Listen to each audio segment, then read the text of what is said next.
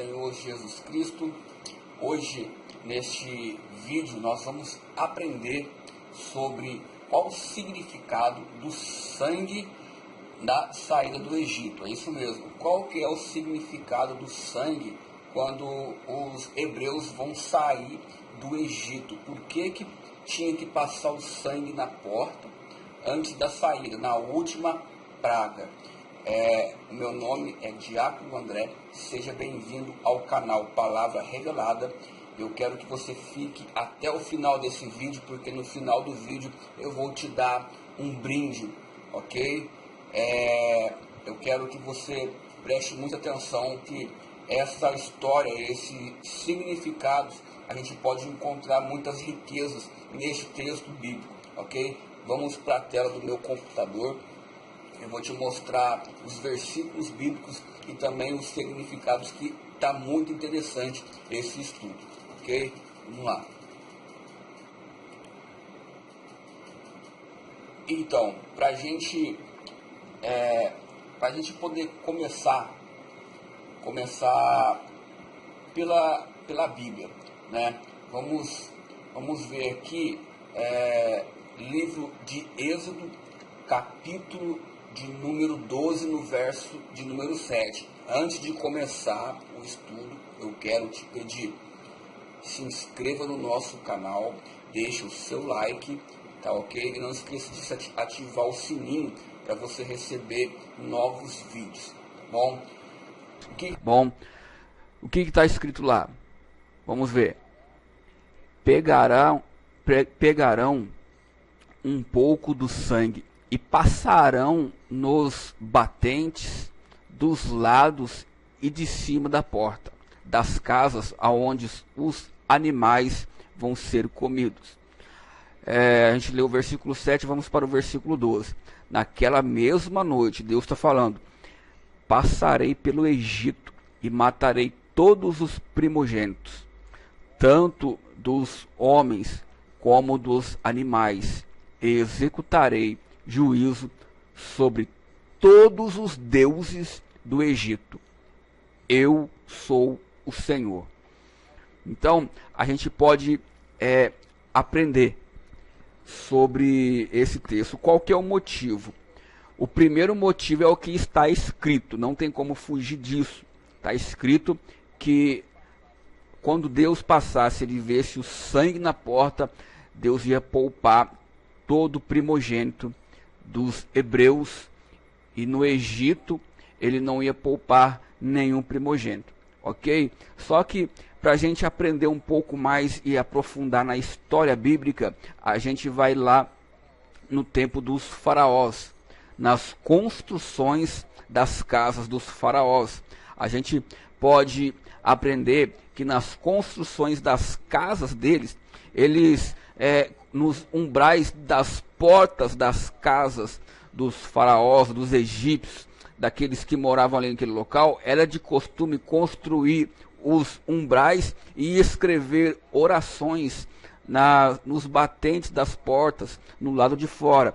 Orações com desenhos de amuletos de deuses em forma de proteção, né? Eu vou deixar aqui uma imagem para você ver como que era mais ou menos. E essas portas, haviam as portas verdadeiras que dava para entrar, e tinha portas falsas. Por que que os egípcios eles colocavam portas falsas na casa dele? Porque quando morresse uma pessoa, ela fosse lá para o sarcófago, fosse lá da maneira que eles faziam, eles morriam. Eles acreditavam que a alma voltava, né, e entraria dentro da casa para tentar assombrar. Porém, eles construíam portas falsas com essas orações em volta para poder proteger os egípcios, isso em forma de proteção, ok? Então vou deixar aqui uma foto para você ver, tá? Para você entender melhor, tá? Vamos continuar aqui. Agora, o costume era escrever as orações, você entendeu isso? Nos umbrais das portas, de forma de proteção, com amuletos, tá? Como se fosse ali a magia que eles tinham, a crença que eles tinham, a proteção que eles tinham nos deuses que eles serviam. certo? Então, aqueles umbrais eram feitos, tá? O que que acontece? O povo hebreu, eles conviviam com os egípcios. O povo hebreu fazia construções para os egípcios. O que que acontece nisso? O costume egípcio acaba atingindo o povo hebreu. O povo hebreu acaba se apegando com os costumes egípcios. Então, quando os hebreus, o povo de Israel, iam construir as suas casas, o que que eles faziam? Isso é uma conjectura teológica, é um fato histórico, não está na Bíblia, ok? Isso é um aprofundamento na história em arqueologia bíblica. Então eles costumavam a fazer as casas igual às casas dos egípcios. Sendo assim, como o costume egípcio entrou dentro do povo hebreu, eles pensavam assim, não, vamos fazer também, colocar aqui as orações dos deuses egípcios, para que a gente possa ficar mais protegidos. Isso não é todos os hebreus, isso é maioria.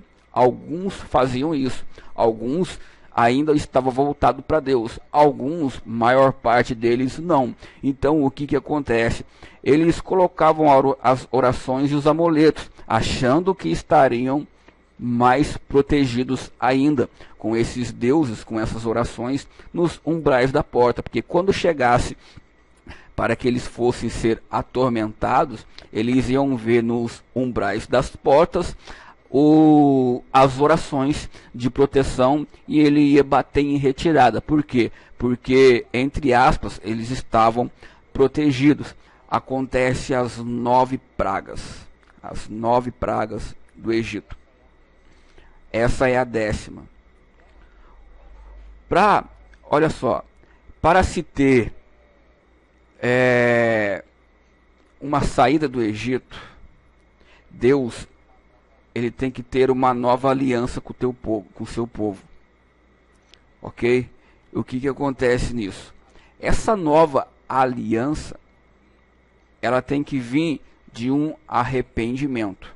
Então o povo viu as 9 pragas, viu todos os sinais. O que que acontece? Eles pensaram o quê? Nossa, Deus está conosco, Deus está olhando para nós. Mas por que que eles estavam falando isso? Porque eles estavam se voltando para Deus.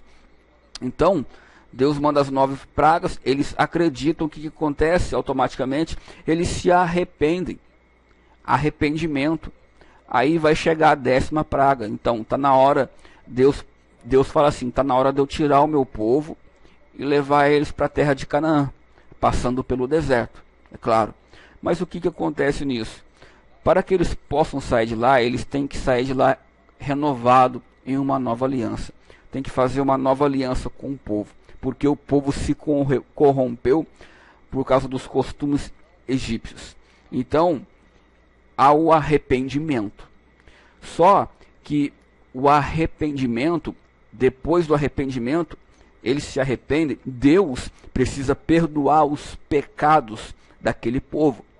E para Deus perdoar o pecado, não existe perdão de pecado sem arrependimento, perdão de pecado. Tem algo que fica no meio. Para poder ter perdão de pecado, é preciso ter derramamento de sangue. De todo arrependimento tem que passar pelo derramamento de sangue para poder ter perdão de pecado. Essa é a sequência. Por isso, Deus pede com que eles sacrifiquem os animais.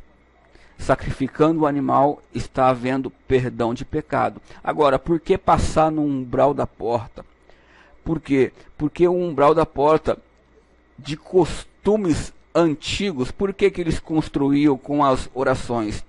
Porque eles pensavam assim, uma oraçãozinha a mais na porta da minha casa não vai fazer diferença. Trazendo para os dias de hoje, isso aqui é pequenininho, é coisa boba, não tem nada a ver.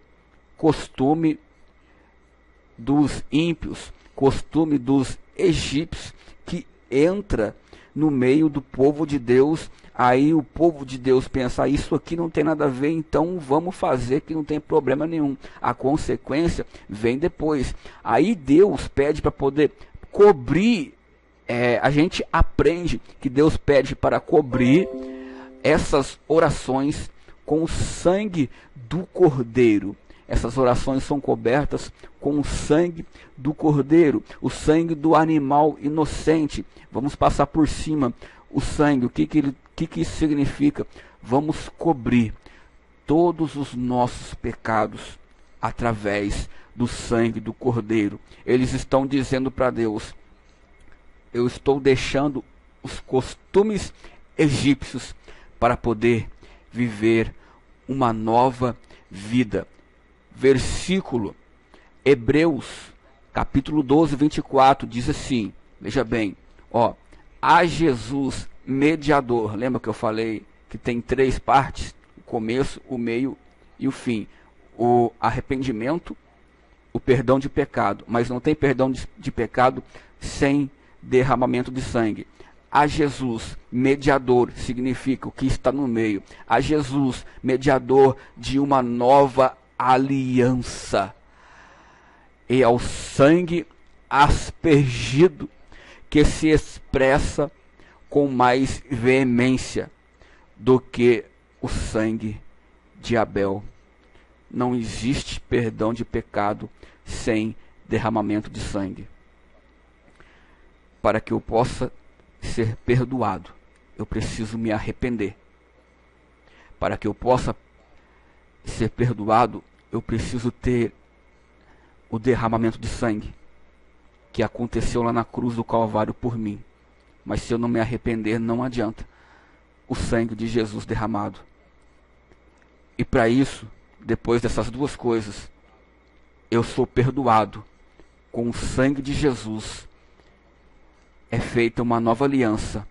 E eu falo para Deus, agora eu quero viver uma nova vida, deixando os costumes antigos.